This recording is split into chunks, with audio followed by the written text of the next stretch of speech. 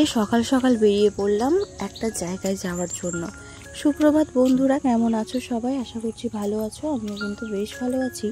SM রূপকথার নতুন আরও একটা ঝলমলে ব্লগে তোমাদের সবাইকে অনেক অনেক ভালোবাসা জানিয়ে আজকের দিনটা শুরু করছি। এখন ঘড়িতে বাজে ওই যে সকাল 4:30 কি 4:45 এরকম হবে। আর সকালবেলা না কেউ এখনও ঘুম থেকে ওঠেনি, আর আমরা দুজনে উঠে বেরিয়ে পড়েছি। আর বাড়ির সামনে এখনও জল থাকাই তাই এই যে এই দিদিদের বাড়িতে এইখানটাই হচ্ছে বাইকটা রাখা হয়েছিল, তো সেখান থেকে বাইকটা নিয়ে তো এখন সোজা চললাম আমাদের গন্তব্যে। আর পুজো বলে দেখো লাইটটা এত দূর পর্যন্ত লাইট দিয়েছে, আর এখনও দেখেছো কুয়াশা কুয়াশা ভাব কিন্তু পড়ে গেছে। তো যাই হোক, চলো এখন যাওয়া যাক আমাদের যেখানে যাওয়ার। তো ভিডিওর থাম্বনেল টাইটেল দেখে হয়তো বুঝতে পেরেছো কোথায় যাচ্ছি। তো চলো সেই জায়গায় যাই, আর পুরো ব্লগটা তোমরা দেখো, আশা করছি ভালো লাগবে। তো কেউ স্কিপ করো না। তো এই দেখো রাস্তায় কিন্তু কতটা জল উঠে গেছিলো, সেই জলও কমে গেছে। আর এই যে আমাদের মণ্ডপ, এখনও অনেকেই প্রায় ওঠেনি, এখন 4:30 কি ওই যে 4:45 এরকম হবে বললাম। তো চলো আমরা চাকলা মন্দিরের সামনে দিয়েই যাব। তো মন্দিরটা তোমাদের সকালবেলা দেখিয়ে দিচ্ছি, পুরো ফাঁকা, আর দু একটা দোকানে হয়তো ফুলের মালা টালা এসছে এরকম হবে। তো চলো আমরা কিন্তু চলে এসেছি হাবড়াতে, হাবড়া মার্কেট বলে, সেইখানে চলে এসেছি। তো এসে দেখো এই যে বাজারটা দেখে তো আমি জাস্ট ওয়াও হয়ে গেছি। মানে এরকম বাজার আমি অন্য জায়গায় দেখেছি, তাও এত ভোরবেলা যে এরকম বাজার হয় আমি জানতাম না সত্যি। তো ওর সাথে না আসলে জানতেই পারতাম না। তো এই পুজো কদিন যে বৃষ্টি হচ্ছিল না, সেই রাত্রিবেলা বৃষ্টি হয়েছে, আর সকালবেলা দেখো রাস্তাঘাট আর বাজারের মধ্যে পুরো জল প্যাচ প্যাচ করছে। আর রাস্তাটা যে এতটাই খারাপ আমি তোমাদের সাথে শেয়ার করব নাকি ঠিকঠাকভাবে বসে থাকবো এটাই আমি ভাবছিলাম। তো যাই হোক, হাতটা তো বারবার এদিক ওদিক হয়ে যাচ্ছিল, তো তাও ম্যানেজ করে নিয়ে এই যে তোমাদের সাথে শেয়ার করছি।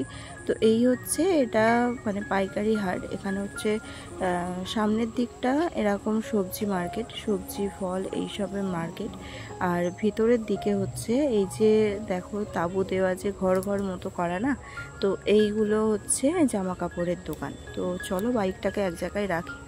আর সকাল থেকে না শরীরটা ভীষণ একটা খারাপ লাগছে, কারণ এতটা সকালবেলা, আর এই যে বাইকে করে এসছি, সকালে উঠেই চোখে মুখে জল দিয়ে মানে ব্রাশটুকু করে চলে এসেছি, কোনো জল টল কিছু খাইনি। তো এসে গাটা গোলাচ্ছিল, তাই জন্য এই যে একটুখানি চা খেয়ে নিলাম, নিয়ে আর চলো মার্কেটে ঢুকি। তো মার্কেটে ঢুকে তোমাদের দাদাভাইয়ের কাছে ফোনটা দিয়েছিলাম, তো ফোনটা নিয়ে পকেটে ঢুকিয়ে রেখেছে। তারপরে বললাম একটু ভিডিও করো, তো যাই হোক করে এই যে এইটুখানি করে দিয়েছিল, আর বাদ বাকিটা আমার হাত পা গা এইসবই উঠেছে, তাই সেটাকে বাদ দিয়ে দিয়েছি। তো যাই হোক, এই শাড়িটা দেখছিলাম, খুব সুন্দর শাড়িটা, আর সফটও আছে। তো অনেক কিছুই কেনাকাটা করেছি, সব কিছু বাড়িতে গিয়ে তোমাদের দেখাবো। তারপর ওখান থেকে আরেকটা মার্কেটে চলে এসেছি, এখানে হচ্ছে মাছের বাজার, এমনি সবজি মার্কেটও আছে। তো এটা হচ্ছে মা কালী মার্কেট না কি বলে এরকম একটা হবে। তো সেখানেই এসেছি, সামনে হচ্ছে বড় ঠাকুর আর কালী ঠাকুরের মন্দির আছে। আর এই যে দেখো সবজি মার্কেট মানে সবজি বাজারের দোকান ফেলে, আর ভিতরে অনেকটাই বড় মাছের দোকান। তো এরকম মাছের দোকান আমাদের বেড়াচাপাতে আছে, কিন্তু এত বড় না। তো চলো তোমাদের সাথে টুকিটাকি যতটুকু পারছি আমি শেয়ার করছি। আর এখানে একজন মানে মাছ বিক্রি করছিল, তো আমি মাছের ছবি তুলছিলাম।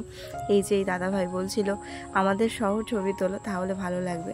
তো আমি না মানে মাছগুলোকেই তুলছিলাম, আর মানুষ মানে যারা মাছ বিক্রি করছে ওদেরকে তুলছিলাম না, কারণ কার মনোভাব কীরকম সেটা তো জানি না, যে কে ভিডিও দেখে ইগনোর করবে আর কে ভিডিওটাকে ভালোভাবে নেবে, ওই জন্য আমি শুধু মাছের ছবিই তুলছিলাম।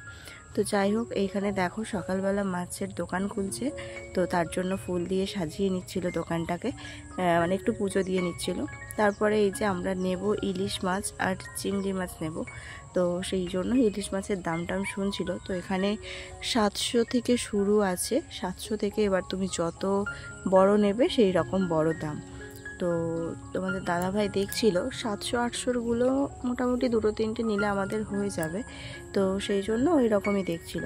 তারপরে দুটো মাছ আমরা নিলাম, এই যে আমাদের মাছটাই এখন কেটে দেবে মানে দাদাভাই, তো বলে দেওয়া হয়েছিল। তো চলো এখন মাছটা কেটে নিয়ে তারপরে একটু চিংড়ি মাছ নেব, নিয়ে সোজা বাড়িতে যাব। কিন্তু তার আগে না বাড়ির জন্য একটু বাইরের বারান্দাতে রড মানে স্টিলের রড দেওয়া হবে বারান্দায় বলতে ওই পর্দা লাগানো হবে না, ওই জন্য স্টিলের রড দেওয়া হবে, সেটাই নেব, নিয়ে তারপরে বাড়িতে যাব আর কি। আর বাড়িতে গিয়ে তো কত কাজ, সে তো মানে বুঝতেই পারছো, সকালবেলা নাকে মুখে জল দিয়ে চলে এসেছি। আর বাড়িতে সব কিছু ওইভাবে আছে, মা সামলে নেবে, মা ঠাম্মা আছে, শাশুড়ি মা আছে, এরাই সামলে নেবে, সেটার জন্য না, কিন্তু তাও মানে কেউ আমাদের বাড়িতে এসে সেইভাবে তো করতে পারবে না, বা আমিও তাদের বাড়িতে গিয়ে তাদের মতো করতে পারবো না কাজবাজ। তো সেই রকমই বাড়িতে গিয়ে এইসব কাটা বাছা মানে ধোয়া, মাছ মাংস সব কিছুই হবে আজকে। তো চলো এখন এইসব নিয়ে আর বাড়ির দিকে যাওয়া যাক।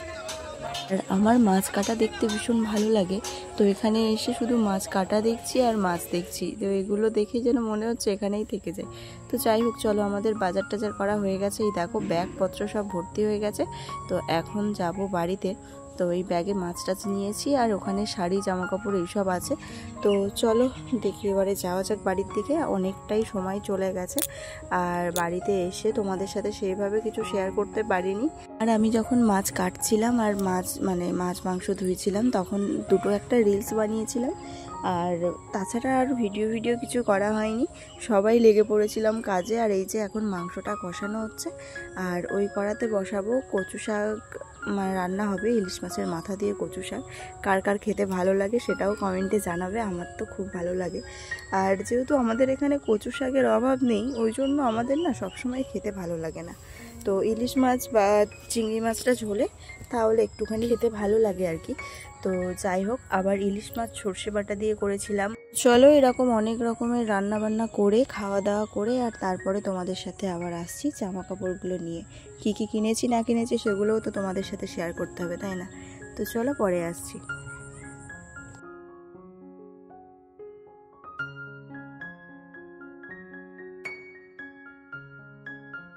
সন্ধ্যা সবাইকে, তো চলে আসলাম আবারও তোমাদের সাথে। ওই যে বলেছিলাম জামা কাপড় নিয়ে হাজির হয়ে যাব, তো সেই রকমই হাজির হয়ে গেছি। ক্যামেরার ওই পাশে আছে সবাই, আর ক্যামেরার সামনে আছি আমি আর আমার মা, ওই যে একটুখানি দেখা গেল। চলো এখন শুরু করছি বেড কভার আর বালিশের কভার দিয়ে। তো দুটো বড় বালিশের কভার নিয়েছি আর দুটো ছোট বালিশের কভার নিয়েছি, ডিজাইনটা আলাদা কিন্তু কালারটা একই। আর এই যে একটা বেড কভার, এই বেড কভারটা আমার খুব ভালো লেগেছে, তাই এইরকম সিঙ্গেল একটা বেড কভার নিয়ে নিয়েছি। কারণ এখন বেড কভার নেওয়ার কোনো ইচ্ছা ছিল না, তাও কম দামে পেয়েছিলাম তো তাই নিয়ে নিয়েছি। আর এই যে এটা হচ্ছে আমার শ্বশুরমশাইয়ের জন্য একটা হাফ প্যান্ট নিয়েছি, কারণ উনি বাড়িতে এরকমই হাফ প্যান্ট পরে থাকে আর লুঙ্গি খুবই কম পরে, ওই জন্য এরকম একটা হাফ প্যান্ট নিয়েছি। তো চলো এখন দেখাবো তোমাদের দাদা ভাইয়ের জন্য একটা পাঞ্জাবি নিয়েছি। তো এগুলো না কেনার বাইরে ছিল, তাও এইগুলো হয়ে গেছে ওই যে ৩,৫০০ কি ৪,০০০ টাকার মধ্যে এত সব জিনিসপত্র আমরা নিয়ে এসেছি। আর চলো এখন দেখাবো আমার শ্বশুরমশাইয়ের জন্য একটা পাঞ্জাবি মতো মানে নিয়েছি। এটা হচ্ছে ওং আর স্বস্তিক আঁকানো, কারণ আমার শ্বশুরমশাই একটুখানি পুজো টুজো করতে ভালোবাসে, তো ওই জন্য এই ধরনের পাঞ্জাবি নিয়েছি, আর ওনার পছন্দও হয়েছে। আর এই প্যান্টটা হচ্ছে তোমাদের দাদা ভাইয়ের পাঞ্জাবির সাথে পরার জন্য, যেহেতু দুটো জিনিসই একই দোকান দিয়ে নিয়েছিলাম, ওই জন্য একই সাথে ছিল। আর এখন যে শাড়িটা দেখাবো, তোমরা তো ভিডিওতে দেখেছো, এই শাড়িটা আমি দেখছিলাম, তো এই শাড়িটা আমার এতটাই ভালো লেগেছে কি বলবো, আর তার উপরে এই প্রিন্টগুলো আছে বলে আরও বেশি ভালো লেগেছে। তো এই শাড়িটা আমি নিয়ে এসেছি আমার মায়ের জন্য। তো চলো এখন খুলে তোমাদেরকে একটুখানি দেখাই, আর তোমরাও বলো যে শাড়িগুলো বা সবগুলো জিনিসই কেমন হয়েছে। তো চলো এখন এই যে একটু মানুষ মতো প্রিন্ট করা আছে, আর শাড়িটার কালারটা কিন্তু অসম্ভব সুন্দর। আর যখনই না তাড়াহুড়ো করে কথা বলতে যাই, তখনই এরকম কথাগুলো আটকে যায়। তো যাই হোক, এটা আমার সাথে সবসময় হয়ে থাকে। তো শাড়িটা গায়ে ফেলতে কিন্তু খুবই ভালো লাগছে, আর আমার থেকে আমার মা যেহেতু একটু রোগা আছে, আর আমার থেকে আমার মার যথেষ্ট দেখতে অনেকটাই ভালো, তো ওই জন্য আমার মাকে অনেকটাই মানাবে এই শাড়িটাতে। তো চলো এখন শাড়িটা তো দেখানো হয়ে গেল, এখন তোমাদের সাথে আমি শেয়ার করব আমি একটা ছাপা শাড়ি নিয়েছি, বুঝলে তো? তো ছাপা শাড়িটা কেমন লাগছে সেটাও আমাকে কমেন্ট করে বলো। তো এই শাড়িটা কত দাম নিতে পারে সেটাও আমাকে বলো, মানে যে শাড়িটা আমি মায়ের জন্য দেখালাম সেই শাড়িটা কত দাম নিতে পারে একটুখানি গেস করে আমাকে। এখন আসছি আমার শাশুড়ি মায়ের শাড়িতে। তো আমার শাশুড়ি মা না ভারী শাড়ি একদম পরতে ভালোবাসে না, তাই জন্য এরকম ছাপা শাড়ির মধ্যে নিয়েছি। আর শাড়িটায় লেস বসানো আছে, মানে শাড়ির সাথেই একটু পাড়ের ছোঁয়া আছে। আর শাড়িটা অসম্ভব নরম, খুব সুন্দর। আর আমার শাশুড়ি মার এই শাড়িটা খুব পছন্দও হয়েছে। আর এই যে একটা গেঞ্জি নিয়েছি, এটা হচ্ছে গনুর জন্য নিয়েছি, মানে আমার মাসির ছেলে এসছে আমার মায়ের সাথে, তো ওর জন্য এই গেঞ্জিটা নিয়েছি। আর ওরও গেঞ্জিটা বেশ ভালো পছন্দ হয়েছে। তো যাই হোক, এখন মানে দেখাচ্ছিলাম তোমাদের সাথে, আর গলায় একটা হার পরেছিলাম, সেটা পুরো আমার গলার সাথে পেঁচিয়ে গেছে, তাই হারটা আমি খুলে নিলাম। আর এই যে ব্লাউজটা দেখছো, এটা আমার মা আমাকে কিনে দিয়েছে। তো ব্লাউজটা আমার তো অসম্ভব সুন্দর লেগেছে, মানে আমি পছন্দ করেছি, মা টাকা দিয়েছে। আর এই শাড়িটা মাই পছন্দ করে কিনেছে। শাড়িটা ভিতরটাই কোনো কাজ নেই, কিন্তু পাড়টা কিন্তু অসম্ভব সুন্দর। এরকম শাড়ি মানে সারাদিন পরে থাকলেও কোনো অসুবিধা হবে না, আমার তো খুব পছন্দ হয়েছে। তো এই শাড়িটা আমার মা আমাকে দিয়েছে। আর এই যে শাড়িটা, এটা দেখো, ওটা কী শাড়ি বলে, মলমল বলে। তো এই যে মলমল শাড়িটা, এটা কিন্তু খুব নরম। আর এটা আমি ওখান থেকে নিয়ে আসিনি, ওই যে আগের দিন টিভি কিনতে গেছিলাম, গিয়ে শাড়ি দোকানে ঢুকেছিলাম, ওখান থেকে আমার ঠাম্মার জন্য এই শাড়িটা নিয়ে এসেছিলাম। তো এই শাড়িটা মানে যেখানে গেছিলাম ওখানের থেকে দামটা চলো আমরা এই যে রেডি হয়ে বেরিয়ে পড়ছি, একেবারে মণ্ডপে গিয়ে দেখা হবে। আমি এখনো ঠাকুর দেবো। আজকে শুভ নবমী, সবাইকে শুভ নবমীর অনেক অনেক শুভেচ্ছা রইল। তো চলো।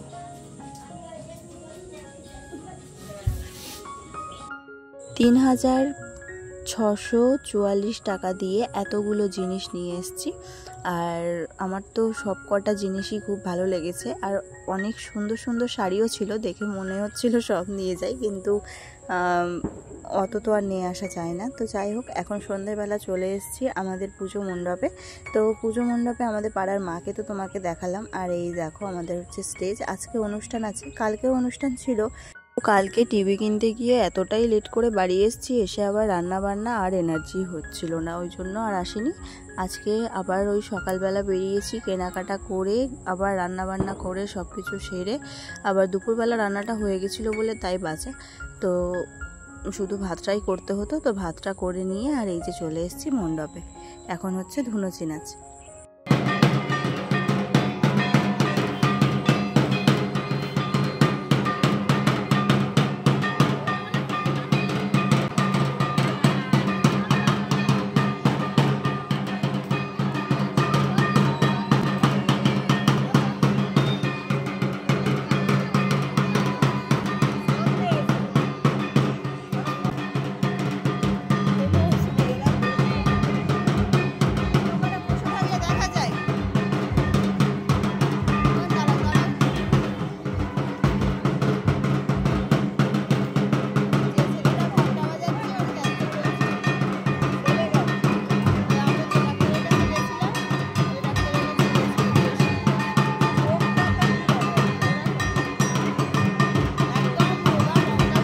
ধুনুচি নাচের পরে এখন আমরা চলে এসেছি এই যে উপরে একটু ছবি টবি তুলবো।